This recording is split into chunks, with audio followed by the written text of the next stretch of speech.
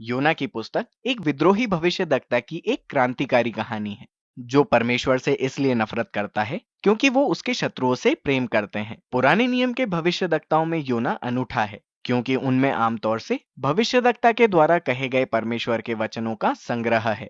लेकिन ये पुस्तक वास्तव में भविष्यद्वक्ता के कहे शब्दों पर ध्यान केंद्रित नहीं करती। इसके बजाय ये भविष्यद्वक्ता की कहानी है, असल में मतलबी और कठोर भविष्यद्वक्ता की। पुराने नियम में केवल एक और स्थान पर योना का जिक्र पाया जाता है। ये जिक्र इजराइल के सबसे बुरे राजाओं में से एक यारोबाम द्वितीय के शासनकाल के दौरान था और योना ने उसके पक्ष में भविष्यवाणी की थी, जिसमें ये वादा था कि वो युद्ध जीतेगा और इजराइल के उत्तरी सीमा क्षेत्रों को पुनः प्राप्त करेगा। अब ये जानना महत्वपूर्ण है कि भविष्यद्वक्ता आमोस भी यारोबाम के सामने गया और उसके द्वारा परमेश्वर ने योना की भविष्यवाणी को उलट दिया और ये वादा किया कि यारोबाम उन सभी क्षेत्रों को खो देगा क्योंकि वो बहुत दुष्ट था। तो योना की कहानी प्रारंभ होने से पहले ही हमें योना के व्यक्तित्व पर संदेह होता है। योना की पुस्तक की संरचना सुंदर है और इसमें साहित्यिक युगलबंदी और समरूपता है। तो आपके पास अध्याय 1 और 3 है जो आपको योना का गैर इजराइलियों के साथ हुए आमने सामने की कहानी बताते हैं। पहले कुछ नाविकों के साथ और फिर योना के घृणित शत्रु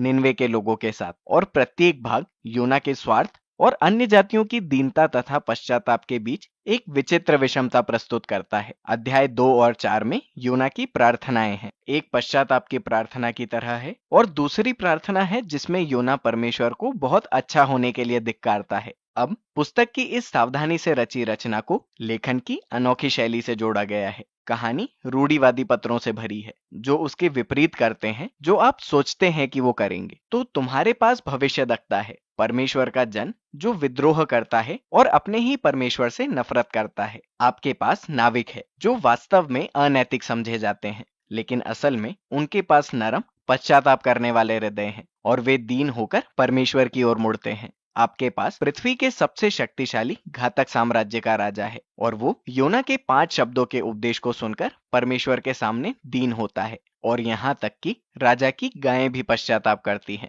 इस तरह की कहानी को हम कटु उपहासक कह सकते हैं। ये प्रसिद्ध चरित्रों की कहानियां हैं जो चरम परिस्थितियों से घिरे हैं और वे हास्य और व्यंग का उपयोग अपनी मूर्खता और चरित्र त्रुटियों की आलोचना करने के लिए करते हैं। आइए गहराई में जाएं और हम देखें कि ये सब कैसे काम करते हैं। कहानी का आरंभ परमेश्वर द्वारा योना को संबोधित करने से होता है, जहां वे उसे निनवे नगर में जाकर बुराई और अन्याय के खिलाफ प्रचार करने का आदेश देते हैं। तो इजराइल के कट्टर शत्रु असीरिया की राजधानी थी, लेकिन पूर्व में निनवे जाने के बजाय योना विपरीत दिशा में जाता है और उसे दूर पश्चिम तर्शीश की ओर जाने वाला जहाज मिलता है। अब यहाँ बड़ा सवाल ये है कि ऐसा क्यों? योना क्यों भागता है?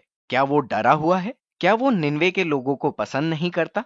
हमें अभी तक ये नहीं बताया गया। तो यहाँ परमेश्वर का जन परमेश्वर से ही भागने की कोशिश करता है और वो अन्य जाति नाविकों से भरे जहाज पर सवार हो जाता है। वो जहाज में जाता है और फिर सो जाता है। परमेश्वर अपने भविष्यद्वक्ता को जगाने के लिए एक बड़ा तूफान को भेजते हैं, जबकि विडंबना ये है कि जहाज पर जितने भी नाविक थे वे ये सब कुछ होता हुआ देख रहे थे। वो समझ जाते हैं कि यहाँ कोई ईश्वरीय शक्ति काम कर रही है। फिर वे पासा फेंकते हैं और उन्हें पता चलता है कि योना ही अपराधी है। तब वे योना से इस सब का कारण पूछते हैं और योना अपनी धार्मिक बातों को गंभीरता से बताता है। वो कहता है, हाँ मैं इब्रानी हूँ और मैं यहोवा की आराधना करता हूँ, वो परमेश्वर जिन्होंने समुद्र और सूखी भूमि बनाई है। क्या मजाक है, परमेश्वर ने तो समुद्र और सूखी भूमि को बनाया और योना इतना मूर्ख है कि नाव पर चढ़कर उसी परमेश्वर से दूर भाग रहा है। और जबकि नाविक योना से पूछते हैं कि उन्हें क्या करना चाहिए, तो वो कहता है,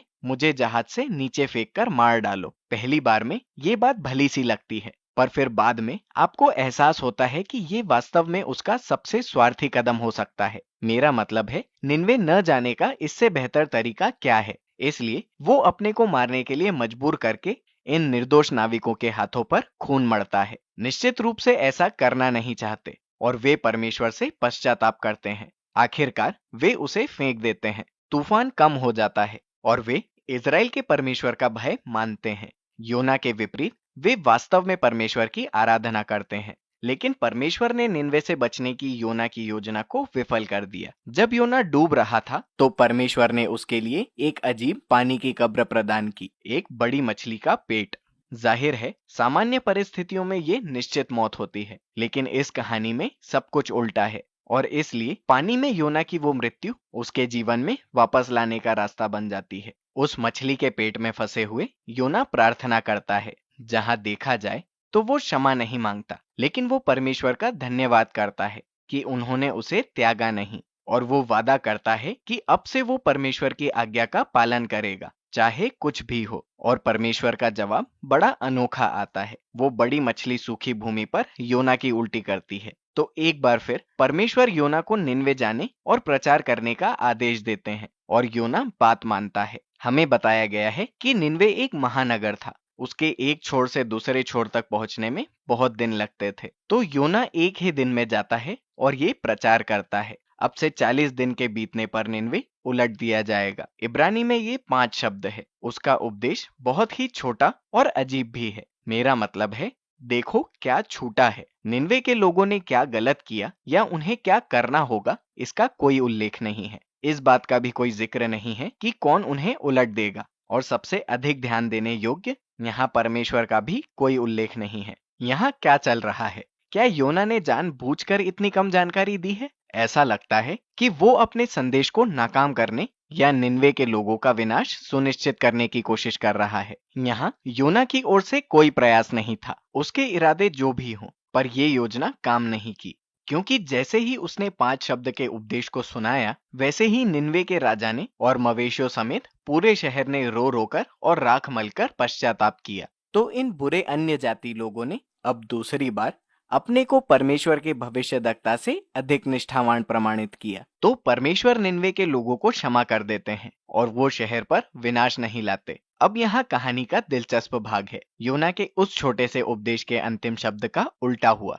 यानी वो पलट दिया गया। और ये सदोम और अमोरा जैसे शहर को उजाड़ देने या नष्ट करने से संदर्भित हो सकता है, लेकिन ये किसी को रूपांतरित करने के लिए भी इस्तेमाल किया जा सकता है, जैसे पलट जाना और एकदम बदल जाना। और इस प्रकार योना के शब्द वास्तव में सच हो गए, लेकिन उस तरह से नहीं जैसा वो चाहता था। निनवे पलट गया। योना के शत्रु पश्चाताप करते हैं और परमेश्वर की दया पाते हैं। अंतिम अध्याय सब भागों को एक साथ लाता है। योना बहुत क्रोधित है और वो अपनी दूसरी प्रार्थना करता है। सबसे पहले वो अध्याय 1 में अपने भागने का कारण परमेश्वर को बताता है। इसलिए नहीं कि वो डर गया था, बल्कि इसलिए कि वो जानता था कि परमेश्वर बहुत दयालु है। और ये व्यक्त करने के लिए योना वास्तव में निर्गमन की पुस्तक से परमेश्वर द्वारा अपने स्वयं के वर्णन को लेता है और वो उसे अपमान के रूप में परमेश्वर के मुंह पर वापस फेंक देता है।